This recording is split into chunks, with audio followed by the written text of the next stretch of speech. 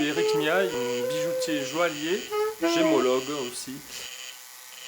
J'ai repris le nom de Miaille, qui sont à Toulouse depuis 1904, de par mon grand-père qui a commencé, ma grand-mère qui était polisseuse en joaillerie.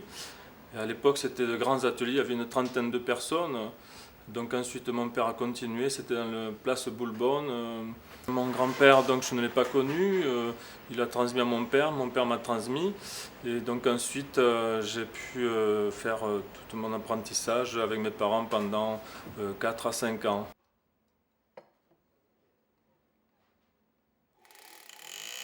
Mon rêve, c'était de rentrer dans une grande boutique, dans un grand atelier de fabrication de haute joaillerie. J'ai été embauché par une grande maison de joaillerie qui est Cambourg à Paris, qui travaillait pour Boucheron, la maison Cartier entre autres. Et bon, j'étais comme un roi au milieu au milieu de tous mes outils, en plein été.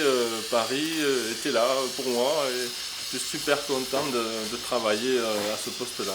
Mais ça m'a permis de découvrir un beau quartier et de belles choses aussi, de belles pierres, de travailler pour de très bons joailliers de Paris. Ce que me plaît artisanalement, c'est que justement en fond de l'or, la matière est fusionnée en lingots, un petit lingot que l'on travaille. Tout ça a été appris de famille, donc depuis très longtemps. Il y a un savoir-faire, on ne peut pas le lire, hein. Vraiment ça se transmet en écoutant, en regardant. J'ai pu mettre en œuvre des objets, des créations d'après dessin.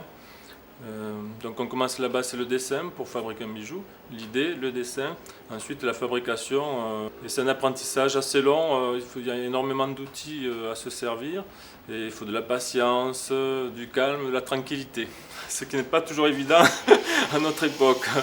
Bon, il faut se ressaisir, se concentrer sur notre objectif, c'est-à-dire terminer de A à Z notre création.